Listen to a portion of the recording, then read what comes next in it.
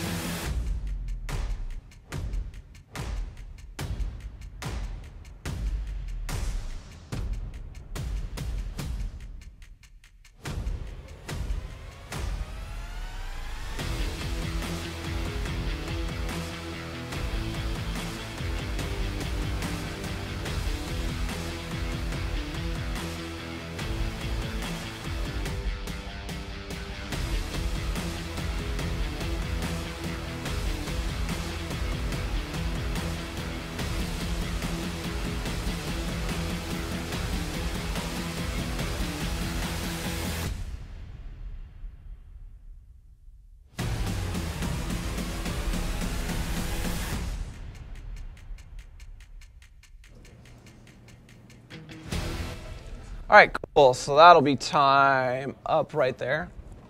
All right, who wants to answer this question? Anyone? Anyone want to go for it? Cool, fantastic. We got group 3 back there, you guys. We got Maya, Margaret, and Chase. Who's seen a movie the most amount of times, and what movie was it? You don't know? No one back there ended up seeing it? Someone was talking about Star Wars, seen Star Wars a bunch. Jacob? I've seen Star Wars a lot, but I'd rather say Lord of the Rings. Lord of the Rings? I've watched that at least a dozen times. At least a dozen times. Are we talking regular, cut, extended edition? What are we talking? Extended edition mostly. Okay. I'm missing like the Two Towers. Okay, but is it Extended. the Fellowship of the Ring, the Return of the King? Yeah, Fellowship of the Ring, Return of the King. Cool, awesome. 12 times, okay? Anyone else? Seen a movie more than 12 times, one singular movie more than 12 times? Okay, what was it? The Green Mile. The Green Mile, interesting. And then why The Green Mile, Layla? Okay, how many times have you seen the film? 20, okay, about 20 times. And then Nathan? As a kid, for about an entire year, I'm pretty sure I watched Shark Boy and Lava Girl every day. Shark Boy and Lava Girl. At least 100 times. At least 100 times for Shark Boy and Lava Girl. That's pretty good. Are you at the point where you can almost quote it now? Oh, yeah. Yeah. Okay, so for me, it used to be Dumb and Dumber as I was growing up.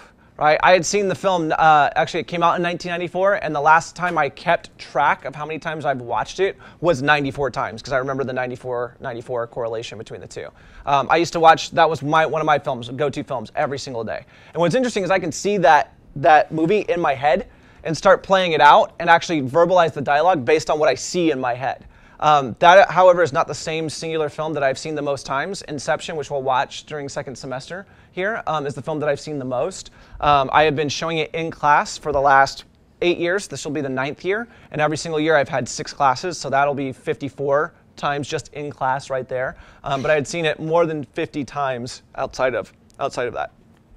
So by the time I'm done, I will have seen that one film 100 plus times, which means that I've spent more than 250 hours or more than 10 full days, 24/7 of my entire life watching this one film, right? So what is it about that film that makes me go back to it, okay? What is it about a singular film that makes you guys kind of go back to films? Say it again? Personal connections, right? Yeah, actually, that is it, right? It's the things we've talked about before. It's all the stuff that we talked about when we were talking about stories and talking about how, as I go ahead and turn this off so you guys can see a little bit better, talking about how the account of events that are happening, either real or imaginary, two things are happening. I'm being entertained constantly, even though I've seen the same thing over and over and over again. But not only am I being entertained, I'm also learning lessons and running simulations in my head. When you watch films and you're taking a look at the visual component of it, the whole reason why you watch a film or play a video game is to run a simulation so that way you don't have to interact with that particular problem or that particular issue in the real world.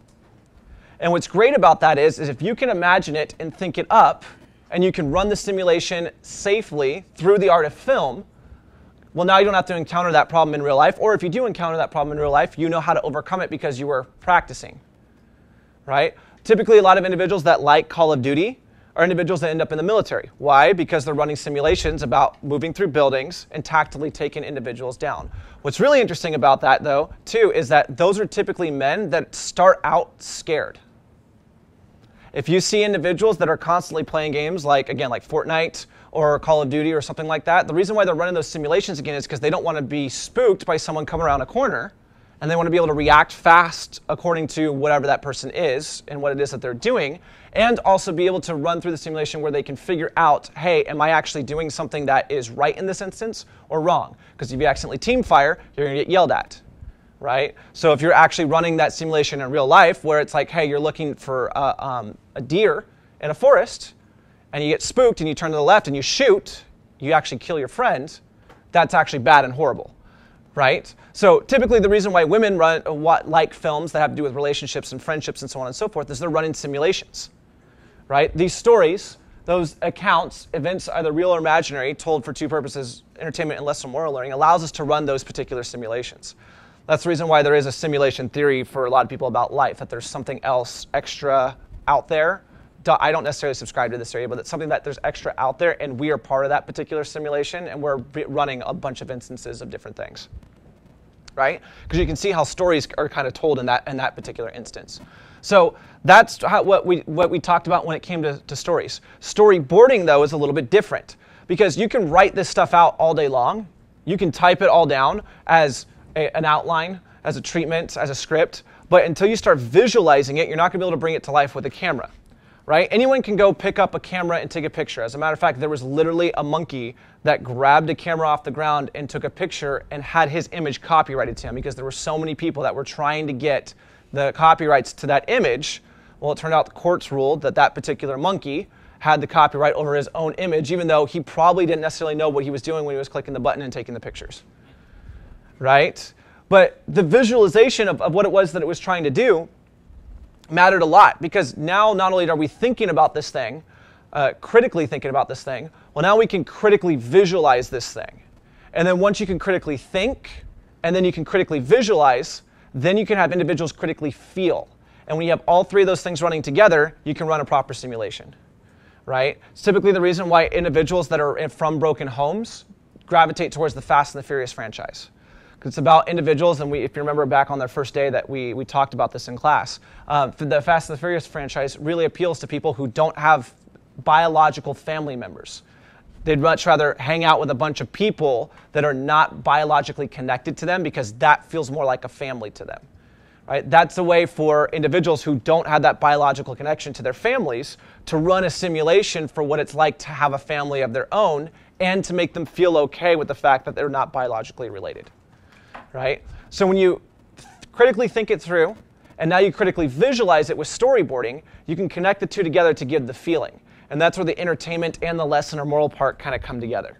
Okay? So storyboarding is this. Storyboarding is the critical visualizing part. It's a sequence of drawings, typically with some directions and dialogue, and it represents the shots planned for a production. So again, like I was saying before, any monkey can pick up a camera and start pointing it and directing it. That's cool because they're utilizing the tool, right? They can pick up a camera, snap an image, and they've utilized the tool in that way. It's much different when someone picks up a tool and begins to visualize how to utilize that tool in such a way that it connects a feeling to their audience members, right? We all can write in here. We've all learned the basics of writing, picking up a pen and writing it out. However, not all of us, our writing is beautiful. There are certain individuals, especially painters, that can pick up a tool and create a masterpiece, and the way they've been able to do that is by critically thinking about stuff, learn how to actually visualize and go through the motions of all their practice and stuff that they've developed over time, and then eventually they take that visualization, that thinking, and throw it on a canvas and create a feeling for us to understand and to like as the audience, right? This is like Starry, Starry Night, right? The reason why that painting is a masterpiece is because that's what that individual did. They took a thought, they took their understanding of visualization, and they connected it together to give you a feeling, right? This is the visualization part. So storyboarding comes from the English word historia, which is where we get our word history, and the word boarding actually comes from the Germanic word bort, which means a ship's side. So much like we talked about early on about cave paintings, okay, the way individuals would depict or show things out is if they didn't have paper, they'd write or carve onto a ship's side or onto a wall or do something else like that. It was the visual interpretation of what it was that they were discussing and talking about, right? So instead of using a pencil or a chisel or something else like that, today we use our phones or a camera, right? And the more that your camera can do, the more you can visually critique or visually critique your particular story. Okay, so that's what storyboarding is. Here are the basic components of a storyboard. Okay, you have your visual scenes, you have your blocking, and then you have your verbal script or your action. So the visual scenes give the setting, characters, and events so you can visually see it, right? It's the frame, which we'll discuss here, actually, I think on the next slide. Okay. That visual scene has the setting, characters, and events. You can see it all playing out right in front of you, but you don't necessarily know what's happening, right? So that's kind of where blocking comes in. Blocking are 2D or 3D arrows for how movement of characters or objects occur in that particular scene. This is why you want to try and stay away from drawing stick people, and I will be marking people way down if they're drawing stick figures. In other words, I'm going to tell you right now, do not draw stick figures when it comes to designing your storyboards. I don't care if you're not a good drawer. Trust me, I'm not a good drawer either, but there's enough information that you can glean out and you can create to give people direction on things. So that's all these things are used for. They're used for communication. They're not used for artistry, and you'll see that as an example here in the video that I'm about to play for you. Okay, so blocking, like I said, gives the movement of the characters and the objects. 2D or 3D arrows. If something's moving forward, you have to 3-dimensionalize that arrow. If something's just moving left or right or up or down, you 2-dimensionalize the arrow. Then you have the verbal script or the action. This is letting us know where this shot is taking place in the story, and that runs along the right-hand side of storyboard, so that way you can pinpoint where this happens in your script. Now, let me be clear here with the verbal script and the action. You don't need to write out the entire sentence for what's happening in that particular point, for that particular piece of paper, on the side where the verbal action in the script is. It's just a marker to let us know roughly where it's at in the script. So as long as we can look down at a particular line and go, oh, okay, yeah, I can find that particular line in the script, you're set, you're good to go. Okay, and I'll explain that a little bit more once I actually jump into storyboarding a little bit more. Okay. So those are the basic parts of a storyboard. And again, if I go too fast, this lecture is up and available on our website, so you guys can go back and take a look at it there. So that way you can kind of pick some stuff up. If it's not there now, it will be by the end of class today. All right, so let's go to the next slide. So I was talking about framing, right? So storyboarding is drawing out your images, but drawing out your images are two completely different things, right? If I said Mr. Stipe walks throughout the classroom, walks through E239, you might have an image inside of your brain and be able to draw that out. However, if someone else were to draw that out, they might have a different image in their brain as to how to draw it out. And so this is where framing comes in. Anything that you put inside of the camera that you hit the record button on is meant to be there.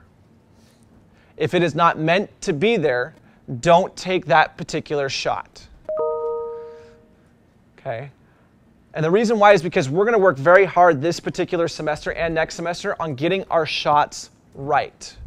Because what happens inside the frame only happens inside the frame because that's what you allowed to be in there. So for example, I record my lectures, right? Every single time you can see from about here, right, to about over here. Enough to where I can stand at this if I need to. I like to wander, so I don't. Enough for me to walk over here on the other side of the TV, but that's it. Typically, students are not depicted inside of these particular videos. Why? Because I've framed the shot in such a way that I only want very particular things to be shown. And so framing is establishing the boundaries in which the picture will take place. When you're deciding what's going to be inside of your films, the 7 films you're going to do for this class for this year, you're going to be deciding what structurally I want inside of these particular borders. If you don't want something inside of those borders, you'll need to adjust the camera accordingly. Change the way you utilize the tool. If you're writing, like with a pencil, and you want some more stuff shaded in, you adjust the tool so that way it's laid down its side and you can shade stuff in, right? If you don't like the font you're using as you're typing, you can change the font on the keyboard in order to adjust it to a much better, what's the word I'm looking for? To a much more appealing way for you to read your content or your material. Same thing is true with framing. Okay? It comes from the English word framion, which means from, and it means to make ready for in a structural sense. So you actually get to set up your shots. So if I see your films, when you bring them back in here, if I see more of a wide shot, which we'll get to the types of shots here in just a second, if I see those wide shots and there's a person walking in the background, I'm going to assume that you're okay and that you wanted that person to walk in the background.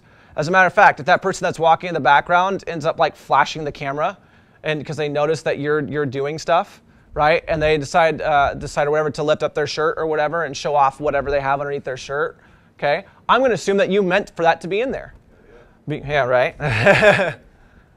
Because you're deciding what's inside that particular structure. The reason why we always make fun of like sports games where like you see people in the background and in crowd shots, especially like, or even if the president is speaking, you look at the people in the background, okay, is because whoever decided on that particular shot allowed those people to be back there and allowed them to continually make those particular decisions they were making. So like if you see an individual standing up at a lectern or a podium and there's like 16 people behind them, those 16 people were specifically chosen to be back there because it was assumed that the news cameras were going to be picking up that particular information. So if someone's fallen asleep, right, and you see that and the person wakes up, like it's assumed that you're okay with that, right, as the person who's giving that particular speech. Now, most people aren't, but those are the individuals that you end up letting back there, right? There's a reason why, especially during like political rallies, you see everyone behind them always have their gear on. You don't turn around to the crowd and see that like very few people actually have stuff, right? It's always the people that are back there because you're making the frame ready to deliver a message in a very particular way. Okay, so framing allows for different camera angles, and those camera angles are called shots, and there's 7 basic types of shots. And so I'm going to start going through those one by one with you, just so that way you know and can understand the different types of shots that are available for individuals. So that way it can be utilized appropriately. Now the only thing that moves in all of these particular shots is the camera. The subject, what it is that you're taking a look at, never actually moves. Okay, so only the camera is moving. So when you're deciding which shots you want to take, you're deciding where you're putting the shots. If you're just pulling out your phone and starting to film stuff, like it's assumed that, hey, you want to film the shot that way as opposed to taking out your phone, getting closer, getting the shot you want, or backing up in order to get the other particular shot that you want, right? So the first type of shot we always start with, I'm going to start very, very wide, and I'm going to move in closer. It's called the extreme wide shot. Okay, it's often referred to as an establishing shot because it establishes the scene or it sets the setting. Okay, when we tell a story, typically you will see this in films. You won't start out with a character first. You'll start out with a setting first, unless you want to draw the audience in right off the bat and get them confused and hopefully get them actively watching what it is you're going to watch. Typically you'll start with a setting and then introduce the characters inside of it. If you introduce a character and the audience can't understand what's going on or what's happening, they'll either tune in or tune out within about 60 seconds. Your guys' time span on whether or not something works or not is actually shorter. Yours is closer to 20 seconds. If YouTube, for example, if you were to pull it up on your phone and YouTube doesn't start playing within 2 or 3 seconds, you usually exit out and go on to the next thing. So you got to think about your viewer's attention span. Anyways, the best way to make sure that your viewer is drawn in is to start out with an establishing shot. Okay? And that's an extreme wide shot. So the EWS, or extreme wide shot, sets up a scene by showing the viewer where something is taking place. Okay? So you want to show it where it's taking place. You can't actually see in this particular shot or this particular image where the subject or the person is. Right? He's all the way down over here. Like it's like a couple of pixels. But instead what you're seeing is the location where this individual's in. Right? Definitely doesn't look like Marietta. Definitely doesn't look like California. Definitely looks more like Idaho or Montana, somewhere in that range. Maybe, I know Nebraska's too flat, but I'd say probably more something like Idaho because it's got rolling hills in the background. Maybe southeastern United States. Okay? So that's what the extreme wide shot does, right? Subject is extremely small. You can barely even see it. You have the setting, eventually that we'll get to, slightly bigger, but you have the huge background in the background. Next type of shot you have is what's called a very wide shot. Very similar to the EWS or the extreme wide shot. The VWS, or the very wide shot, is closer, but it still has the objective of establishing a setting, this time though without overwhelming the viewer. Okay? So extreme wide shot gets everything in, as much as you possibly can. Typically it's cityscapes or other stuff like that. Okay? Very wide shot's a little bit different. Gets only that particular building and drops that particular building into play. Okay? Typically the background of the subject is about half the size of the frame, whereas the subject is less than a quarter size of the frame. So here's my subject again, right here, bigger than before. You can kind of sort of make out some of the pixels now, right? But still not quite really able to ascertain who it is and what it is specifically that we're taking a look at. Now again, the only thing that's changed so far has been the camera position. I've moved the camera position, right? So very wide shot, again, establishes a setting, but doesn't overwhelm the viewer. Wide shots are where we start actually getting closer in towards the subject. Okay? A wide shot sets a subject up to be viewed in full, but still leaves enough room for the setting of the background to shine through. So you'll see in this case, I actually have my subject. You'll see, you can see just below the bottom of his feet, so you can tell where that individual is walking. And you can see just above that individual's head, so that way we're not cutting it off and he has enough room to make it look like he's walking through an open space. Okay? Typically, you do not want to cut off the feet or the head unless you give enough information for your viewer to understand where that person is and what they're walking on. Okay, so if this particular shot was zoomed in a little bit more, where it was cut off kind of at the ankles, right? As long as we can see this grass in the background, we're going to assume that that subject is walking on grass. But if we don't see that grass in the background, it's going to look like that person might be walking in the sky. They might be walking up on the roof, depending on what angle you shoot that at. Because right now, this is at what's called a level camera angle. Okay, so it's level, but it is not. It's not down low. So if we shot it from a lower camera angle and still shot it as a wide shot, you can make it look like this kid is walking up on a roof, right? And as most of the time, that's what ends up happening in films. You would see people that are getting ready to jump off a roof, and instead of them actually being ready to jump off a roof, they're really jumping from like this height of this desk, right? It just makes it look like they're jumping off a roof because of the angle that they're being shot from. Okay, if you want to go to The Office, you want to think about Michael standing up on top of the building, saying that his life is over and so on and so forth. And Dwight's like, no, a lot of people haven't seen you. He wasn't really actually up on top of the building there, right? Or if he wasn't as close as to look like he was to the edge. You're not going to do that to your actors where they could possibly get hurt. You're going to put them back a little bit further and shoot it from an angle where it looks like they're up on top of the roof, because you can put the sky in the background and so on and so forth. You can actually make it look like someone's on the top of the roof here by standing on some of the edges of the planters out there, because you can get the sky in the background and you can get that person peering over, and then eventually you can get another shot of what it would look like from that person's perspective of looking down. So wide shots, anyways, allow you to set up stuff that's happening in the background, but still give you enough room for the subject. Now what's really interesting is that this frame is not flat. Okay? You don't have someone standing in the middle with something else directly behind them and have it be completely flat like we do at BNN. Right? You can see that there's depth that's been added specifically to this shot. All they did was, instead of having the person be set in the middle, move slightly off to the side. Okay, because they could have had him right here in the middle. They moved slightly off to the side, and when they did that, you had a person here. You can see that there's a gate back there behind them. Then you can see that there's a car, and there's a tree back there behind that, and there's trees further behind that. So you can almost see like 5 layers in a particular shot, which is good. It makes it look really, really nice. It's more appealing to an individual because it feels like you're in the setting. If you have it more flat, you're trying to be a little bit more artistic, okay, in your presentation of things. You're not trying to create depth. You're trying to create more of an illusion, if that makes sense. Okay, mid shot. This is your normal, everyday type of shot. Okay. For me, in class, this is how comfortable you are with seeing me.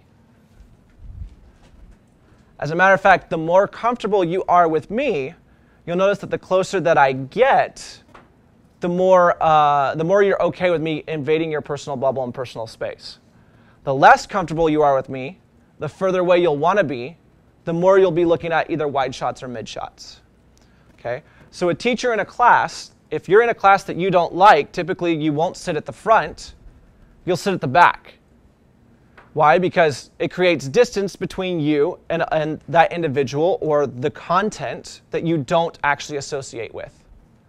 So typically you will see content and individuals or teachers in more of like a wide shot perspective or more of a mid shot perspective, right?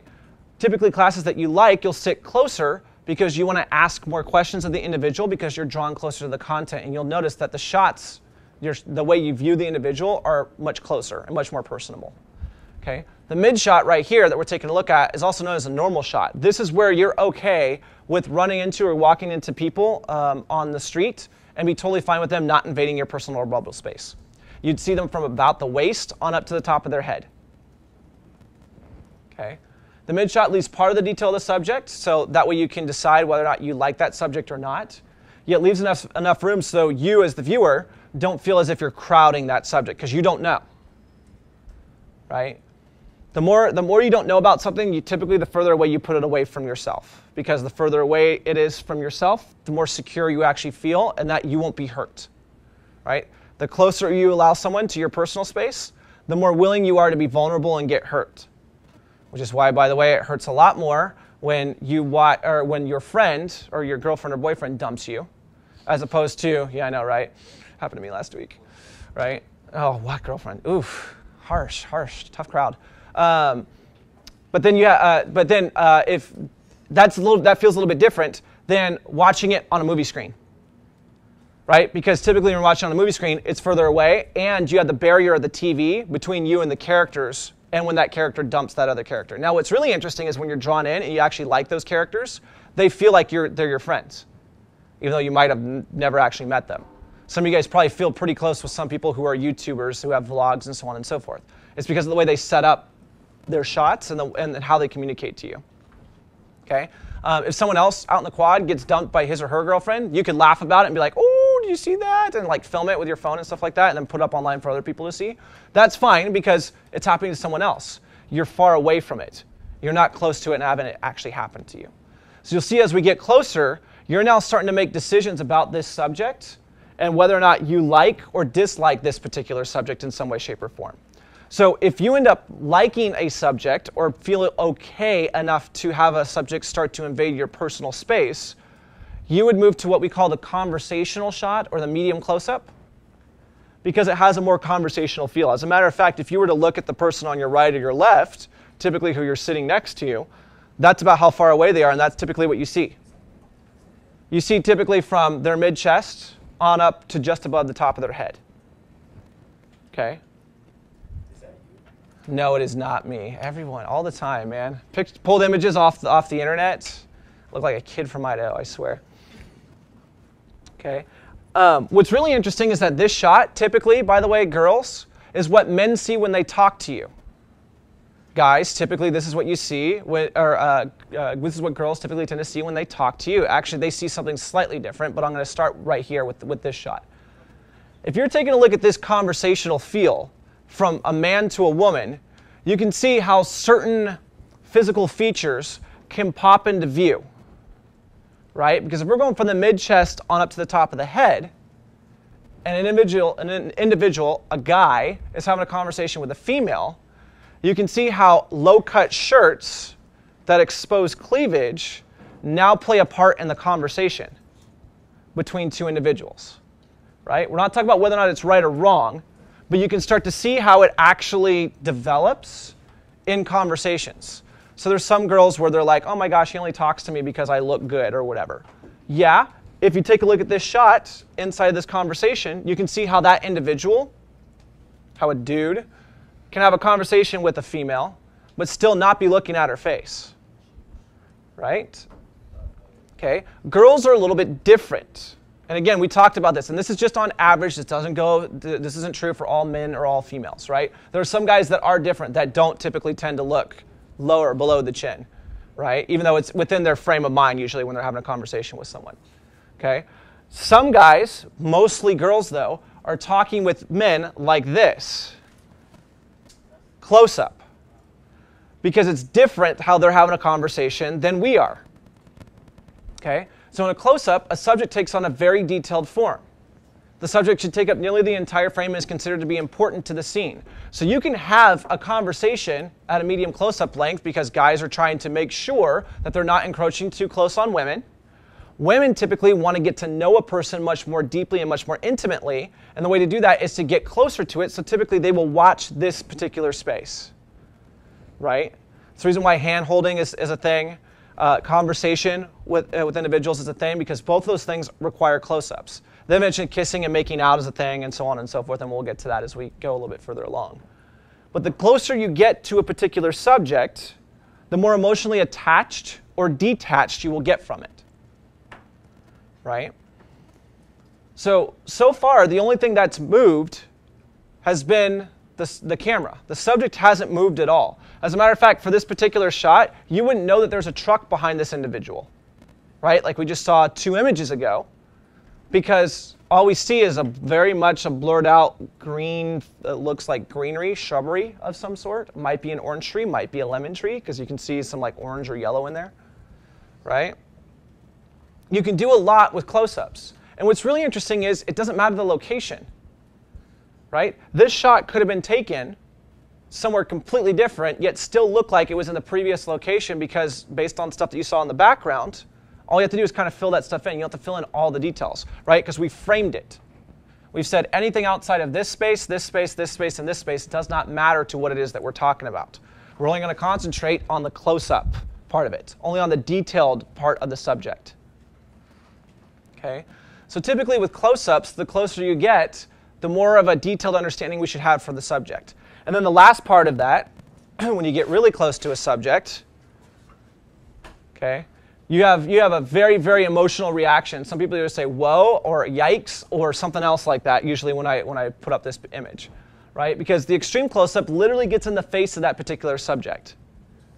And it's done to convey a sense of detail or emotion that's otherwise unseen. So this is why typically guys and girls, when you're getting closer together, right? Typically you'll pause and look in each other's eyes and so on and so forth before you start macking, right? Or if you're just going straight for the macking, well, you can see where people want that to go right off the bat, right? Okay?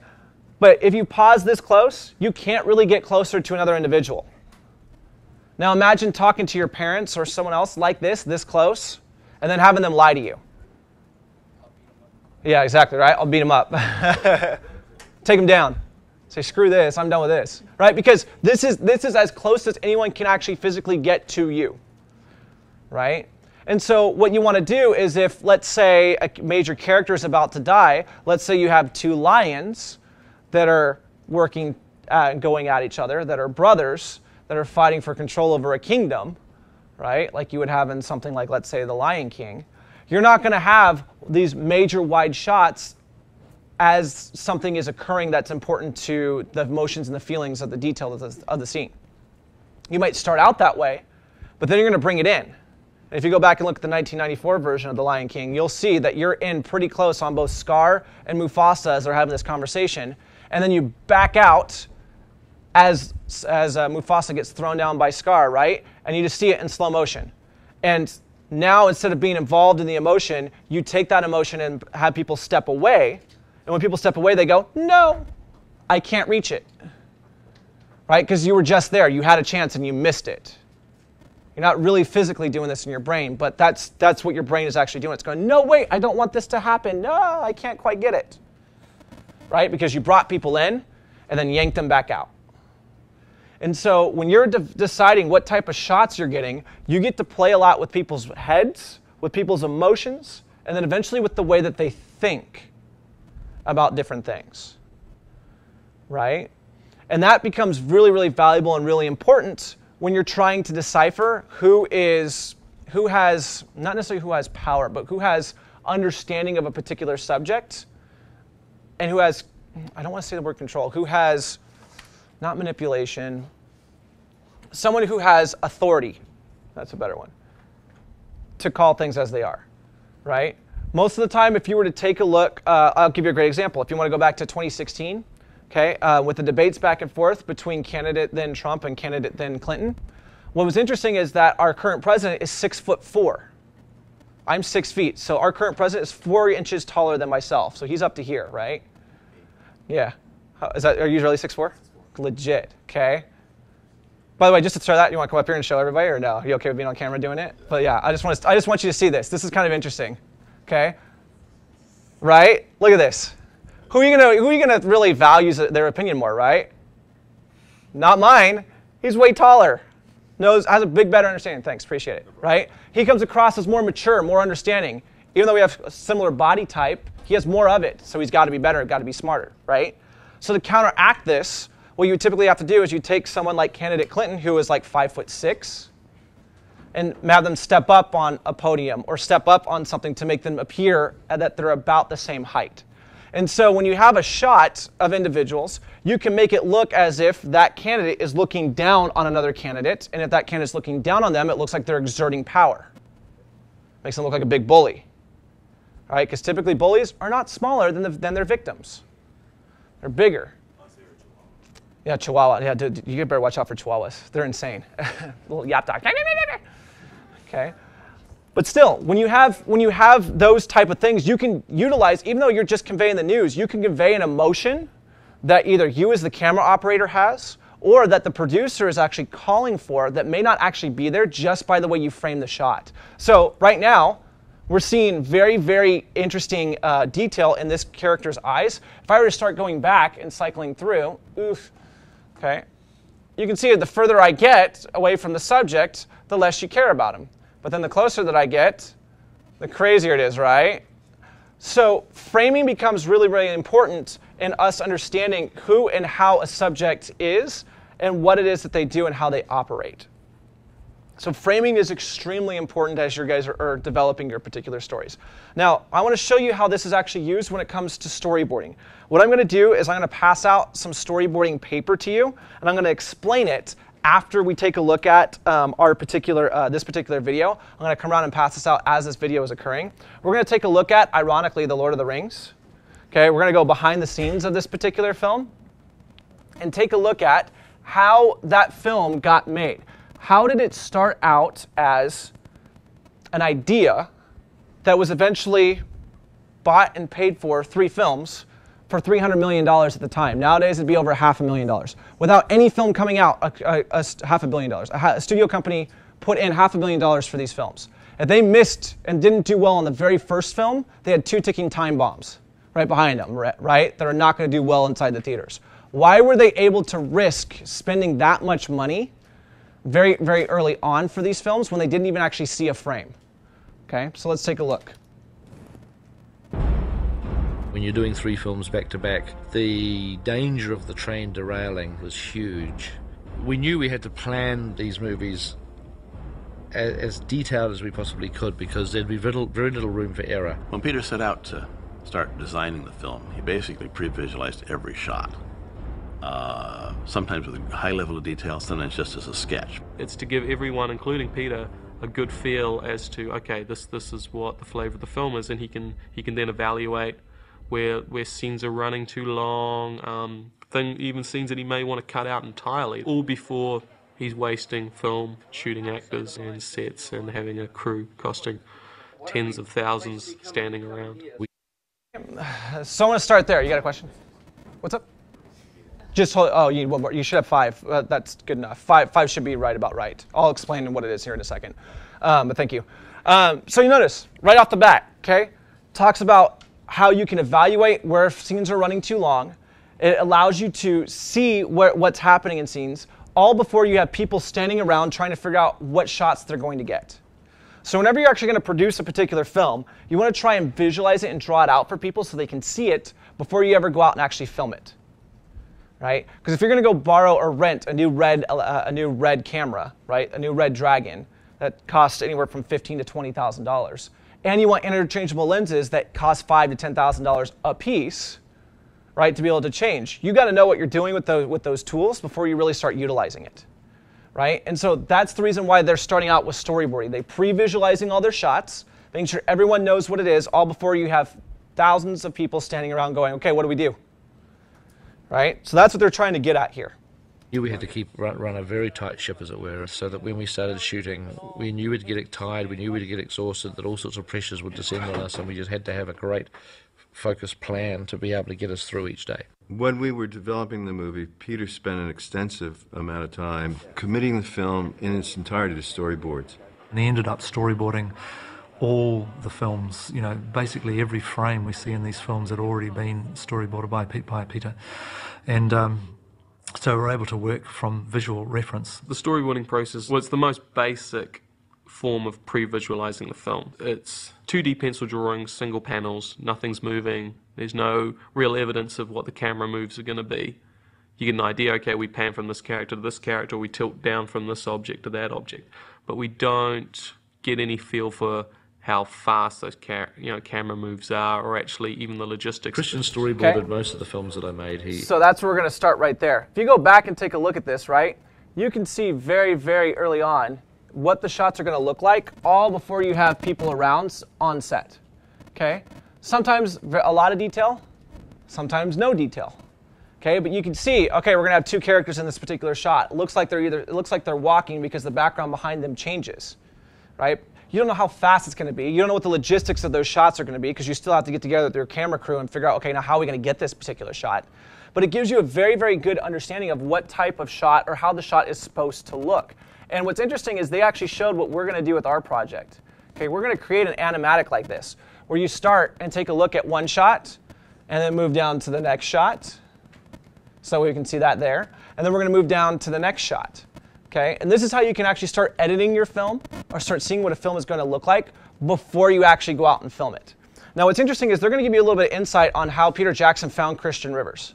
Okay, because Christian Rivers wasn't just someone that was already a storyboard artist and then got brought on board to do Lord of the Rings. He found him. Peter Jackson found Christian, and here's how he ended up finding him. Don't get any feel for how fast those camera moves are, or actually even the logistics. Christian storyboarded most of the films that I made. I first met him when he was like a 17-year-old school kid. When I'm storyboarding with Peter, I think I've got the luckiest job on the planet. So you get a sort of an effect of the horses.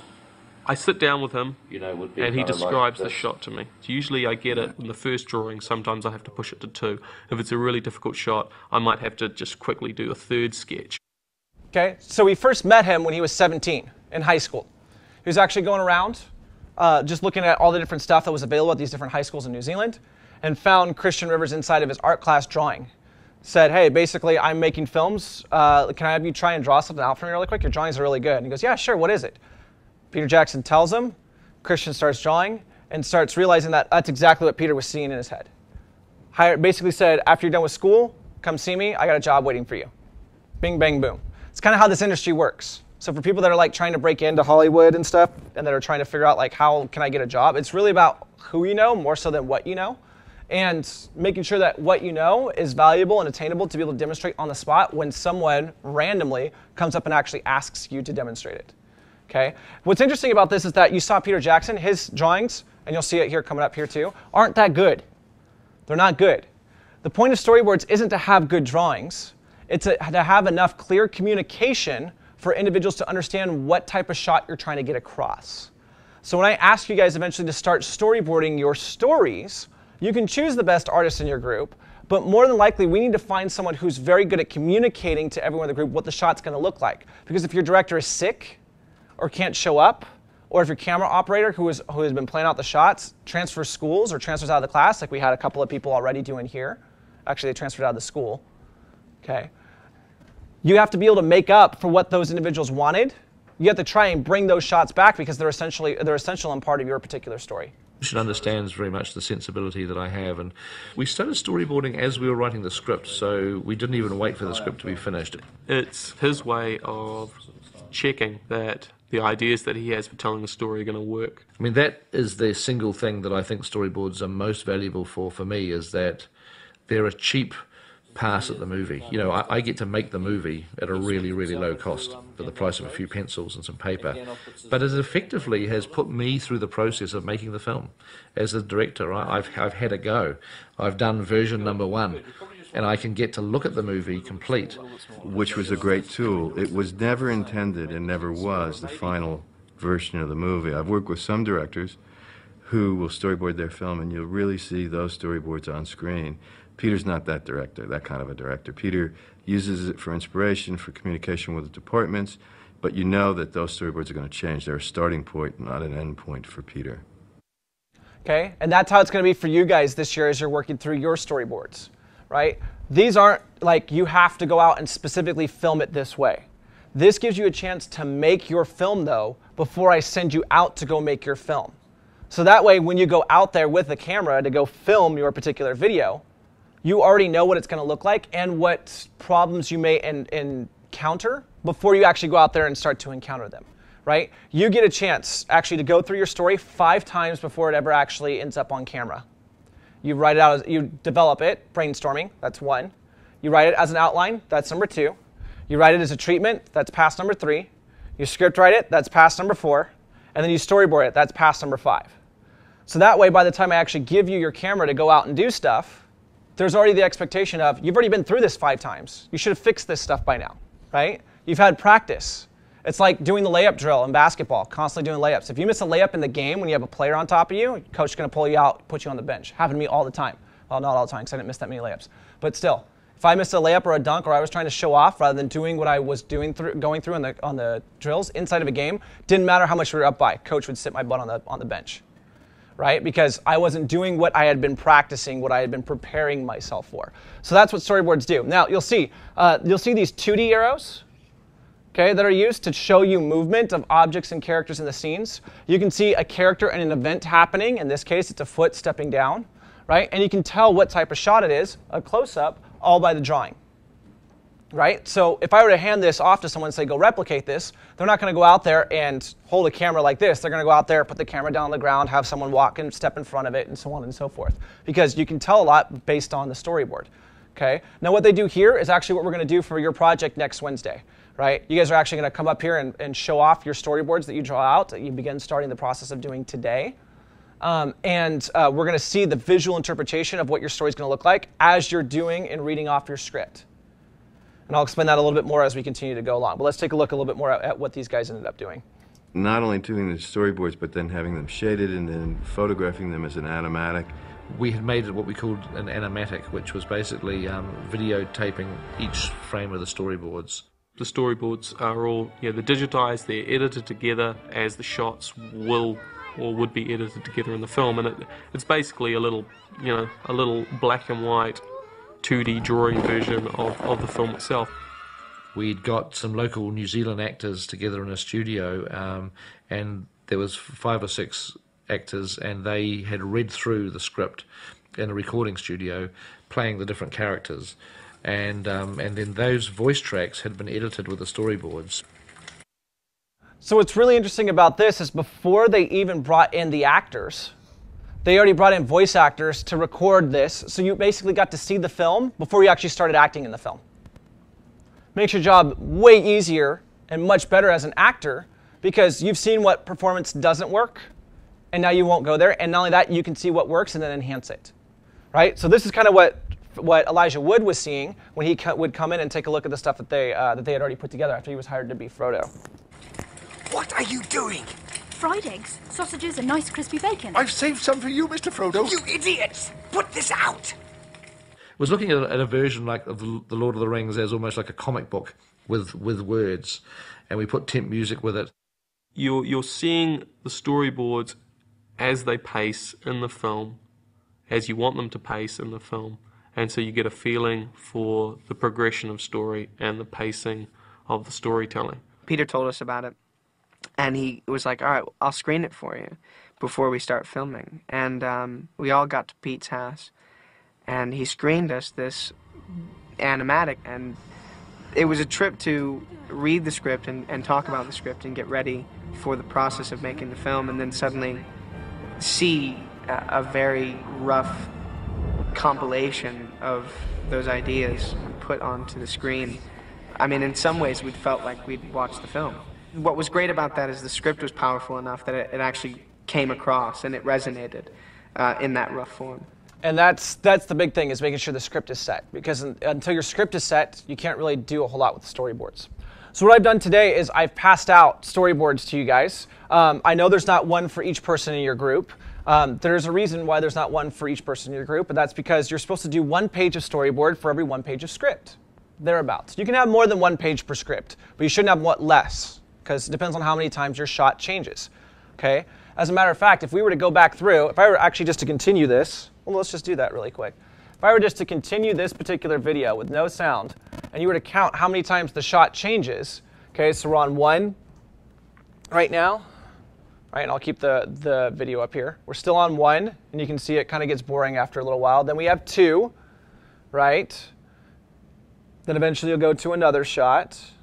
There's 3, and you start counting how many times the shot actually changes. It changes quite a bit.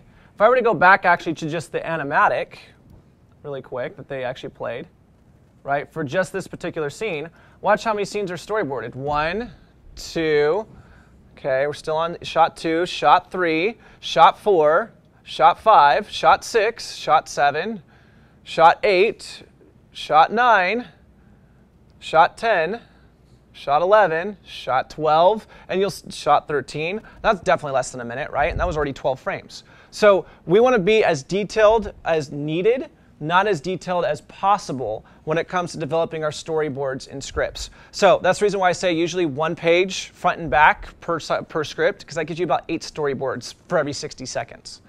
8 storyboards every 60 seconds. How many times does 8 go into 60? I think this is going to be a math class, right? 8 goes into 60, 7.5 times. So it's 1 shot for every 7.5 seconds. Okay, thereabouts, so you guys can kind of see some of that stuff. All right, so here, let me explain what this storyboard is. Okay, so if you take a look at the storyboard that you have, okay, here's how it's laid out. Okay, on the front side, you have 4 areas for your visual shots or your scenes. Okay, note that at the top up here, it says on-screen visual shot. Whatever is drawn in here is what's going to appear up on screen. Okay? There shouldn't be any speech bubbles or anything else like that unless you're planning on adding those in post-production and creating those speech bubbles to jump up over the top of that particular character. This is the shot as we see it. Okay? Again, detailed as needed, not as possible, right?